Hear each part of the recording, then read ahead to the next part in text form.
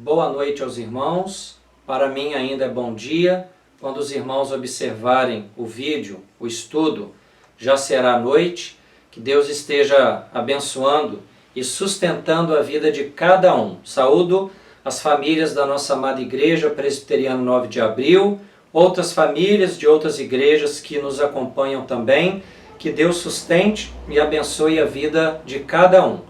Nós vamos embasar o nosso estudo de hoje em João capítulo 17, apenas o verso de número 3. A palavra de Deus diz assim: E a vida eterna é esta, que te conheçam a ti, o único Deus verdadeiro, e a Jesus Cristo, a quem enviaste. Uma palavra que vem de Deus, palavra que vem do próprio Cristo para a vida de cada um de nós. No Evangelho de João, capítulos 14 e 17, encontramos os discursos de despedida de Jesus. São discursos que Jesus faz aos seus discípulos há pouco tempo antes da sua morte de cruz. E esses discípulos têm seu ápice no capítulo 17 de João, com uma grande oração. David Chytrius é um teólogo luterano que morre no ano de 1600, vai denominar esta oração de João capítulo 17 de oração sacerdotal. Nesta oração, Jesus vai trabalhar com vários temas. O repertório de Jesus é amplo. Jesus vai falar de tudo o que é muito importante para nós cristãos. E um dos temas que Jesus aborda é exatamente a vida eterna. A grande pergunta que Jesus quer responder em João 17,3 é: em que consiste a vida eterna? Para observarmos a resposta de Jesus a esta pergunta, vamos analisar o verso. João 17, verso de número 3. A primeira parte, Jesus fala: e a vida eterna é esta. Esta expressão nos faz refletir sobre duas questões. Em primeiro lugar, sobre a necessidade da vida eterna. Como você foi criado por Deus? Como eu fui criado por Deus? Todos nós fomos criados por Deus com uma alma imortal. Isto significa que o nosso interesse caminha além túmulo, vai transcender aos valores presentes desta vida. É normal que cada ser humano que busque a verdade procure a fonte que tem autoridade para lhe explicar algo a respeito da vida eterna. Onde temos procurado entender sobre a vida eterna? Alguns vão em livros, talvez de filosofia, não é pecado ler filosofia, mas alguns acham que essa literatura é a autoridade final para lhes falar sobre o assunto vida eterna. Outros indivíduos vão em outras autoridades, outras literaturas, buscando encontrar respostas para este tema tão importante a respeito da vida eterna. Mas para um verdadeiro cristão, qual que é a fonte de autoridade que fala, ensina a respeito da vida eterna? É a Escritura Sagrada, regra de fé e prática, palavra inspirada por Deus. O que o Novo Testamento, por exemplo, fala a respeito do tema da vida? Vida e vida eterna. Em primeiro lugar, o Novo Testamento ensina que todos os seres humanos que nascem no mundo têm o que é chamado de vida bios, um conceito de vida denominado vida biológica. É a vida diária, é a vida que é centrada em si mesmo, que nós queremos manter a todo momento. E quando nos sentimos ameaçados, nos sentimos com a vida bios ameaçado, nós nos centramos em nós mesmos em termos de defesa. Então a vida biológica é aquela que é mantida pelo alimento, é aquela que é mantida pela água, é mantida pelo ar, mas ela tem um fim, e o fim dela é no ato da morte. Então faz parte da vida bios todas as sensações, todas as práticas que cada ser humano faz sobre a face da terra. Nasceu, vida biológica. Só que o Novo Testamento também fala de um outro conceito de vida, que não todos têm, não são todos os que possuem, mas há um grupo que possui. Neste caso, há outra palavra grega, que é a palavra zoe, e ela vai indicar uma vida que pertence a Deus, uma vida que pertence a Cristo, uma vida vivida de uma maneira mais plena pelo crente em Cristo Jesus. A vida zoe é a vida espiritual que Deus concede ao seu povo quando o faz nascer de novo, quando o adota como filho, quando o regenera, quando o converte, quando o justifica, quando o santifica, quando o glorifica na mente de Deus. Ou seja, a vida zoe é a vida do cristão regenerado, convertido a Cristo Jesus. Então podemos falar que zoe representa a vida num sentido mais pleno, e aqui entra o conceito de vida eterna. Se a vida biológica é centrada em si mesma, a vida zoe não é centrada em si mesma, ela não é egoísta, é um modelo de vida que é centrado em Deus e a partir dele se desenvolve para prestar atenção, diligência, a direção dela envolve também as outras pessoas. Há aqui um princípio muito importante que não pode ser olvidado, ou seja, esquecido. O conceito de vida, que é expressado pelo termo zoe, não indica necessariamente uma vida que vem depois da morte, sendo contrária à vida que vivemos aqui no mundo. Algumas pessoas jogam o conceito de vida plena, vida eterna, lá no futuro, lá para depois do juízo, quando Jesus falar, vinde benditos de meu Pai. Só que zoe, no Novo Testamento grego, indica a vida no sentido mais próprio, aquela vida que pode ser vivida pelo crente já aqui e agora, como princípio, como algo que, claro, ainda não está completo, mas que o crente já pode viver e desfrutar deste conceito de vida plena, vida eterna aqui neste mundo e neste lugar. Se é uma vida eterna, há um conforto muito grande nesta questão, porque indica que ela não pode ser destruída por nada, não pode ser destruída por ninguém. A vida eterna que possuímos em Deus, nem o próprio diabo pode retirá-la de nós, porque Deus a garante em nossa vida, em nosso ser, em nosso coração. Então é um conforto muito grande sabermos que a salvação, a vida eterna, nos vem pela graça de Deus, e é esta graça que vai nos sustentar a todo instante. Então o conceito de vida eterna nos dá Cristo Jesus, não tem apenas um conceito futuro, mas já é um conceito no qual nós vivemos neste mundo e neste lugar. Se você for cristão verdadeiro, se você for verdadeiramente convertido a Deus, você já possui a vida eterna.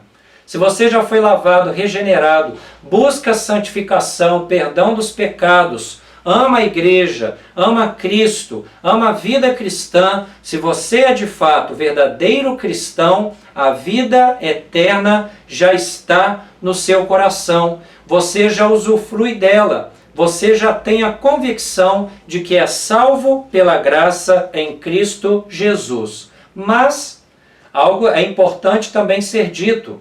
Esta vida, é claro, não se limita apenas ao presente, não significa apenas o aqui e o agora. É claro, ela tem um conceito pleno no futuro. Aí Jesus Cristo, em Mateus capítulo 25, verso 46, vai dizer: e irão estes para o castigo eterno, porém os justos para a vida eterna. Vida eterna. Na língua grega, usada a palavra zoe, que já expliquei o sentido, e a palavra aionios, que quer dizer eterno. E aí nós temos a famosa expressão vida eterna. Aqueles que possuem a verdadeira conversão em Cristo Jesus já possuem a vida eterna, já têm no presente e também no futuro. E aí nós retornamos aqui à primeira parte de João 17:3, e a vida eterna é esta. Observamos que a primeira expressão refletida, ou a primeira questão refletida com as palavras de Jesus, na primeira parte dele de João 17:3, é que ele aborda sobre a necessidade da vida eterna. A segunda questão que nós observamos no início de João 17:3 é que há um pressuposto para que Jesus ensine o conceito de vida eterna aos seus discípulos e também ao seu povo de todos os séculos. Aqui eu tenho grande conforto, grande alegria, porque eu sei que a palavra de Jesus não é dirigida apenas para os crentes do primeiro século. A palavra de Jesus caminha no decorrer da história, da igreja, da humanidade. É uma palavra que toca em nosso coração, tocou nos homens do passado, toca nos homens de hoje e tocará em todos os seres humanos do futuro, até que Cristo volte. Então Jesus parte de um pressuposto, em João 17:3, para ensinar o conceito de vida eterna. E esta mensagem dele toca ao nosso coração no dia de hoje. O que é pressuposto? Pressuposto é uma premissa não declarada de um raciocínio, algo que é concedido no início de alguma investigação que a dirige de forma oculta. Então, pressuposto é uma ideia que alguém tem para, a partir dela, caminhar em uma argumentação. E é interessante, quando nós conversamos com alguém, procurarmos o pressuposto deste indivíduo, o pressuposto de quem conversa conosco. Qual é a ideia central que ele não está deixando claro no argumento? Por exemplo, é cristão, é islâmico, é calvinista, é arminiano, é ateísta, é católico, é presbiteriano reformado, é pentecostal, ou seja, qual é a linha adotada por este pensamento, pela palavra ao qual nós dialogamos e conversamos. Então é interessante, eu desafio os irmãos a, quando conversarem com algumas pessoas, tentem descobrir o que está nas entrelinhas daquilo que está sendo conversado. Qual é a linha de pensamento, qual é a linha de raciocínio adotada. Isso é o que nós chamamos de pressuposto. E aí eu volto à pergunta, qual era o pressuposto de Jesus em João 17:3 para ensinar a respeito da vida eterna? Jesus Cristo parte do pressuposto de que nós estamos mortos em nossos delitos e pecados. A vida eterna é algo com que nós estamos à mercê de Deus. Deus é o único que dá a vida. Deus é o único que ilumina o seu povo. Então Jesus Cristo parte do princípio de que a salvação é pela graça de Deus. Retornamos o que eu falei na última mensagem, a questão da salvação pela graça de Deus. Alguns irmãos são beligerantes, ou seja, vivem em estado de guerra, em grande conflito, quando nós falamos que a salvação é pela graça de Deus. Nós não seremos salvos se Deus não abrir para nós a porta da fé.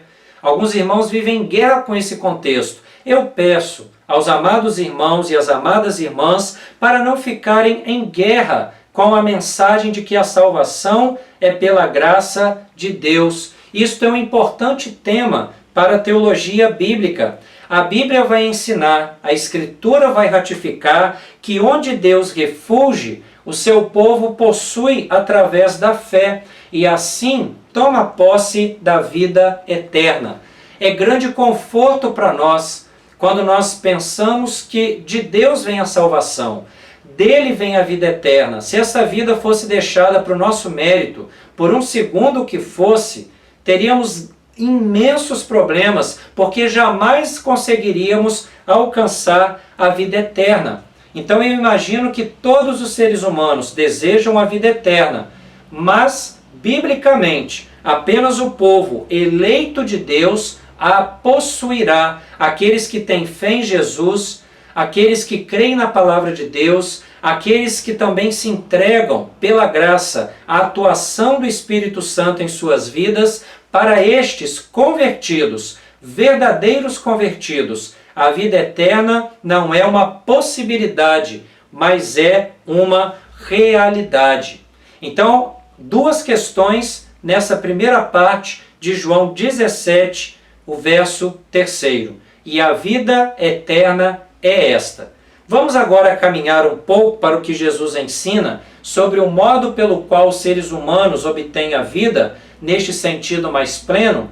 Hoje eu vou trabalhar sobre uma palavra desse verso de João 17:3, muito importante, que é a palavra conhecimento. O que é o conhecimento que Jesus vai se referir? Ele vai afirmar em João 17:3, e a vida eterna é esta, que te conheçam a ti, o único Deus verdadeiro, e a Jesus Cristo, a quem enviaste.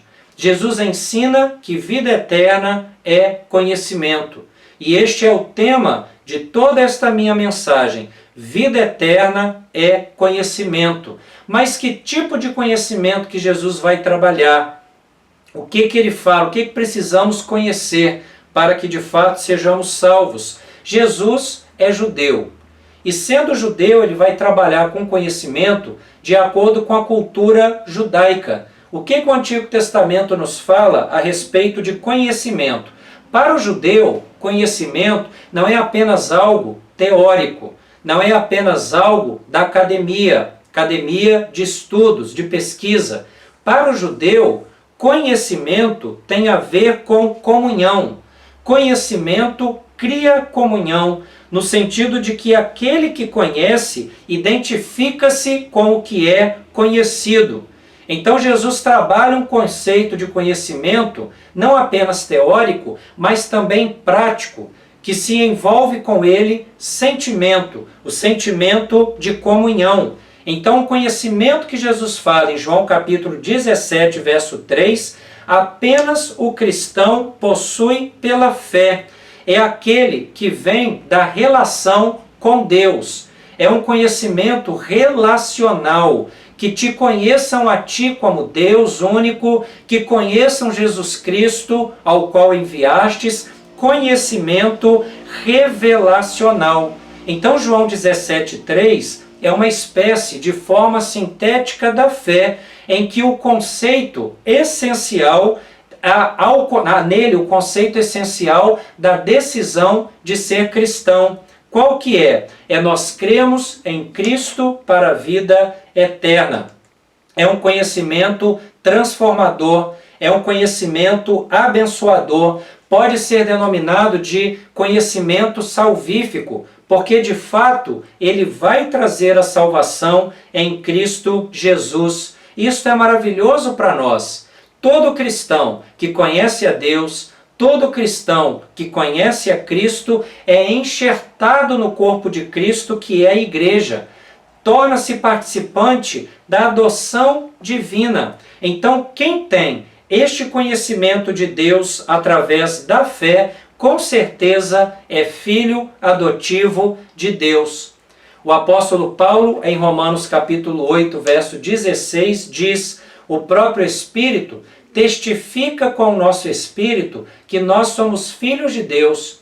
Você não é mera criatura de Deus, você não é um alheio, você não é um estranho, você é filho adotivo de Deus. E isso é maravilhoso.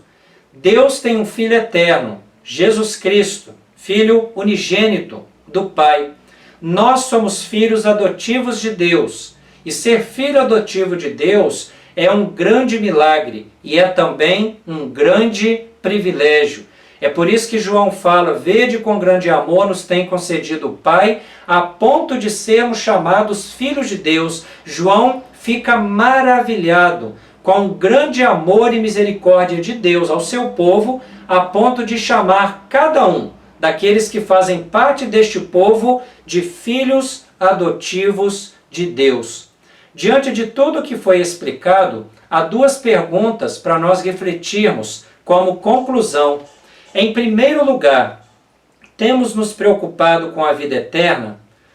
Eu entendo que o nosso tempo é caracterizado por muitas atividades, temos informações a todo instante, temos muitas inquietações. No entanto, entendo que isto não é um contexto válido, não é um pretexto válido para termos como preocupações apenas os assuntos desta vida. Há para cada cristão, conforme vimos, uma vida que vai além da vida de agora. Ela é uma vida mais plena, ela está presente aqui, mas é uma vida que nos lança para o pensamento de Deus, é a vida eterna.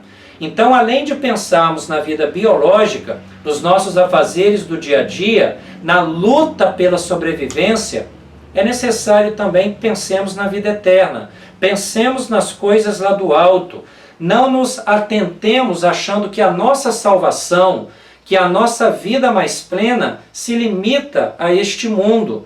Nós muitas vezes somos cegados pelas questões deste mundo. A Bíblia conta a história de Noé. Quando construía a arca, ele avisava que haveria um juízo. E as pessoas continuavam no seu trabalho, no seu cotidiano, continuavam com as suas atividades, continuavam com seus festejos, continuavam no dia a dia. Até que veio o dilúvio e Deus fecha a porta da arca. E ele diz, além de Noé e de sua família, nenhum ser humano mais entrará na arca. E aí no Novo Testamento é aplicado a nós em relação ao dia do juízo. Nós pregamos, nós falamos, nós orientamos e o mundo olha e nos acusa. O mundo olha e nos chama de palhaços. O mundo olha e zomba de nós, e a palavra diz, até o dia em que haverá o juízo. O juízo ou pessoal, quando nós morremos e nos encontramos com Deus, Hebreus 9:27 diz que após a morte já há um juízo pessoal, já está determinado ali, se foi para o céu ou se foi para o inferno, mas essa plenitude só ocorrerá após o grande dia do juízo final, onde de fato haverá Cristo batendo o martelo. Na morte já houve juízo, martelo batido, mas a consumação, a plenitude deste ato será dada no dia do grande juízo, onde alguns vão para a vida eterna e outros vão para a morte eterna. Então não ache que isso é brincadeira, não brinque com Deus, não ache que você pode enganar a Deus, na verdade você não poderá. A segunda pergunta para refletirmos é: temos buscado uma aproximação de Cristo que demonstre que de fato conservamos intimidade com Ele? Temos buscado esta certeza? Temos buscado esta convicção? Conforme veremos em outra ocasião, a vida eterna também significa conhecer a Cristo, ter um conhecimento pleno, íntimo, e assim herdaremos o céu. O conhecimento de Cristo faz com que o seu povo seja transformado, orientado, é um povo que conhece o seu Cristo e que caminha na graça dele. Não é possível conhecer Jesus e se entregar à escravidão do pecado.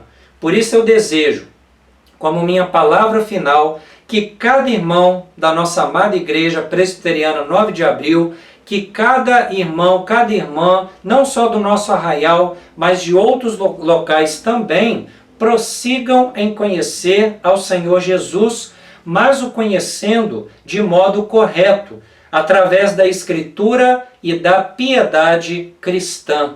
É assim que devemos viver, é assim que devemos prosseguir. Que Deus abençoe a cada um de nós. No próximo estudo, nós veremos as outras duas partes de João 17:3. Conhecer a Deus e conhecer a Jesus Cristo. O que significa isso?